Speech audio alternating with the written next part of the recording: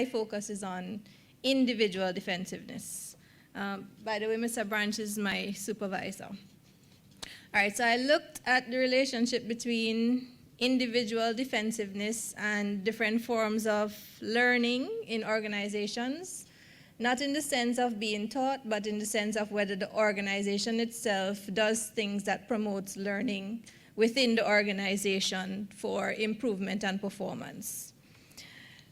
My definition of defensiveness is the degree to which an individual consciously or unconsciously engages in any reality negotiating activity, whether it's cognitive, affective, or behavioral, because of a motive to psychologically protect an aspect of self from perceived threat. I looked at different forms of defensiveness. Most people know that we are defensive in terms of having ego defense mechanisms. I also looked at defensive impression management, and I looked at political defensive behaviors. In terms of the ego defense mechanisms, I looked more at defensive styles as opposed to the specific mechanisms. When we talk about defensiveness, we're really talking about somebody who is trying to protect themselves from anxiety and stress, and it comes naturally to most of us. It's not necessarily seen as bad. You can have extreme levels of defensiveness, however, and it can become maladaptive. Essentially, what I'm looking at is the relationship between how individuals display their ego defensiveness, their defensive impression management, and their political defensive behaviors, and how that affects the extent to which they're interested in sharing knowledge in the organization, and the extent to which they're interested in performing their roles innovatively. There's a lot of literature to suggest that defensiveness is related to learning.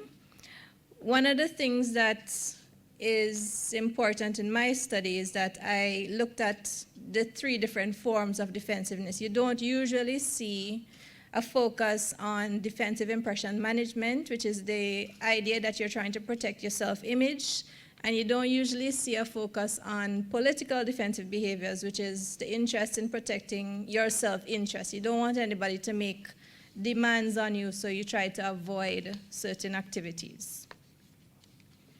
It's important to say as well that there are social defenses, and those are different from organizational defenses. Sorry, those are different from individual defenses. Social defenses characterize the organization. And you can have an organization that is considered to be defensive because it has organizational defensive routines. Another key point for my work was to try to develop a model of defensiveness that incorporated stuff like what Sophia was doing, identity, self-identification in terms of defensiveness. So you define yourself in terms of the way you display defensiveness. That required me to think of dimensions of defensiveness. Usually you think about defensiveness as unconscious, but if you incorporate the political defensive behaviors, it must include conscious behaviors. So you have a continuum where people can be aware that they're defensive and still try to protect a part of themselves. And you can also have the usual defenses where you're not aware that you're doing it, but you're distorting your reality to relieve your anxiety. All right, I won't go through any of the literature. I'll get to some of the objectives. So essentially what I was trying to do was to examine one organization, a large university, and to describe the different forms of defensiveness that I saw, because there is no literature that says we are defensive in these different ways and at these different levels. So I wanted to describe the 3 different forms within that sample. The other thing that I wanted to do was to qualitatively demonstrate defensiveness in how people spoke. So there is a quantitative aspect to the study which looked at quantitative measures of defensiveness. And then there's a qualitative aspect to see in how people speak. Can you pick up some of the defensive behaviors?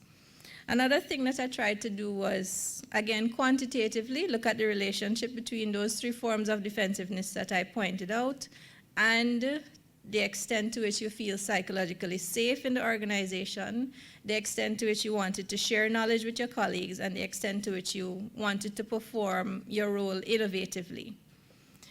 On the qualitative side, I examined a particular process that was going on in the university at the time and did some interviews to see the extent to which people's expressions of their defensiveness would be related to their attitudes towards a particular IT implementation process. The hypotheses really were that the more defensive you are, the less you're likely to share knowledge and the less you're likely to perform innovatively, as well as the more you would be resistant to, in terms of your attitudes to the IT implementation process. I mentioned a bit of this before. It is two studies in one, qualitative and quantitative. The data were collected in 2012. My sample for the quantitative, 493 respondents. Stratified proportionate random sample. I got a good response rate, 80.6%. Persons took about 30 to 40 minutes to fill out those questionnaires. Very quickly, the ego defense styles, I looked at maladaptive and adaptive. That's how I looked at ego defense. It was measured by the defense style questionnaire. One subpart of my study involved having to determine if these styles, the maladaptive and the adaptive, actually fit the data in Jamaica. And the originators of the scale had 4 different styles. What my results showed was that 2 styles made most sense, maladaptive and adaptive. For the defensive impression management, I was able to use measures that are associated with socially desirable responding, SDR measures. For the political defensiveness, I used a measure by Blake Ashforth. And for the desire to share knowledge, I had developed 5 items before, and those proved to be useful. There is a scale that also measures the innovative performance. That's from Wellborn, Johnson, and Eres. Okay. For the qualitative aspect, the interviews, the way that I was able to elicit defensive behaviors in the interview was based on an interview that was designed by Lisa Feldman Barrett. She developed the defensive verbal behavior assessment tool, and it was designed to make persons feel a bit anxious during an interview process, and she has a scoring mechanism for you to determine whether the person was high, moderate, or low in defensiveness, or you could even get 0. What did I find? First of all, I was able to confirm that in the sample population, maladaptive and adaptive was the best factor model. In terms of the prevalence, in general, there were low averages for political defensive behaviors, maladaptive defensive style, and defensive impression management. So generally, people scored low on these. People scored moderately on the adaptive style. I also found that the adaptive style and maladaptive style were not significantly correlated. Now, let me just give you a sense of what the maladaptive style might look like. A person would be acting out and being impulsive, getting aggressive or pushing too far, fantasizing by daydreaming. They would also perhaps be shy and inhibited. They might feel numb in the face of problems. They might put down others, sulk. They might feel mistreated, feel robbed emotionally. They may even get sick, feel ill when they face some stress, and they may see things in terms of totally being good or bad. Persons who exhibited the adaptive style tended to suppress problems until they could deal with them.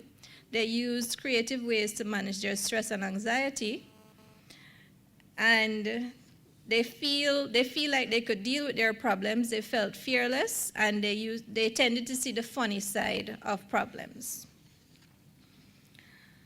In terms of whether different job categories showed differences in defensiveness, persons who had technical and professional jobs scored higher on political defensiveness than academics. So in other words, they wanted to protect their self-interest and fend off demands more than academics. Academics, on the other hand, tended to be more protective of their image. So they scored higher on defensive impression management than the technical professional persons. Administrative personnel scored higher on maladaptive ego defense style than academics. For the adaptive style, there were no significant differences really, no gender differences. The only thing I found is that in terms of age, the oldest persons tended to score the highest on the adaptive style, which makes sense. I have a diagram here. Essentially, I did structural equation modeling, and I was able to show that the maladaptive style predicts political defensive behaviors, and then that predicts your desire to share knowledge. So if you have lower levels of the maladaptive style, you're less likely to demonstrate political defensive behaviors, and you're more likely to want to share knowledge with your colleagues. So it ended up showing that the more defensive you were, the less likely you would want to share knowledge with your colleagues. Another important finding was that the more psychological safety you felt within your environment, the more likely you would want to share knowledge with your colleagues. In terms of the adaptive style, the more you demonstrated the adaptive style of defenses, the more you wanted to share knowledge with your colleagues, and the more you wanted to display innovation in your performance. The last thing that I will do, I have time? Last thing that I will do is to give you a little bit in terms of the qualitative findings. As I said, it's an interview that was done with about 9 different persons. All of these persons went through the particular IT change process, and I interviewed them about their experience with the process, and I had to analyze those transcripts to figure out using Feldman-Barrett's scale to determine how defensive each person was. Now, I interviewed somebody whose alias is Irene, and I asked her about how much she was involved in the process and how she felt about it. And so she started off by saying it was tedious, and she was laughing. I think I say tedious because I wasn't involved fully in the initial stages, meaning if they had training or, sensitization to the aspects of the whole process, I was just thrown into the deep end, if you can put it that way. I was just assigned to do this, and I was just given general instructions on how to do it, which caused problems. Based on the scoring, that turns out to be a 3, a high ego defensive behavior. It's not necessarily the best illustration. I have another one. So again, asking Irene about her role, her possible role in problems that took place with the process. And she says, no, it might or it may have happened, but again, it boils down to our unit being somewhat unique, etc., etc. And then she goes on to say, but it usually does happen, and we try for it not to happen, and then I think if it has happened, so she goes from saying it did happen to, well, it doesn't really happen. So she's in between admitting whether she had any role in any challenges that came up with the process. The interviews also demonstrated political defensive behaviors. So in terms of one person who had a role in the process, he was saying, yes, I did in that part when this person was affected, I started to write and I started to come to my office and so on. I sort of justified the behavior. I made excuses, but I thought it was justified in that I'm not the only one who provides what was promised. I'm not the only one responsible for doing this thing. So yes, I consider that a justifiable excuse. There was some foot dragging. Yes, sometimes, because especially if what you're doing, you don't see it as your responsibility or should have been done by somebody else, you don't do it with any alacrity. You won't, so there have been, for example, at the start of the semester, my administrator was writing to me to say that I should start to call the people to find out about the process, but I say that's not my responsibility. So that's another way of fending off stress on yourself, and that's the political defensive behaviors. I will end by stating some implications for the results. Persons who tend to display maladaptive defensive style are prone to displaying the political defensive behavior, so there's a correlation. There is also some use in promoting the mature defenses, and we can see that mature defenses, that's the adaptive, would promote learning within the organization. And consultants should also try to foster a culture of psychological safety, because that also leads to positive learning behaviors. That's it. Thank you.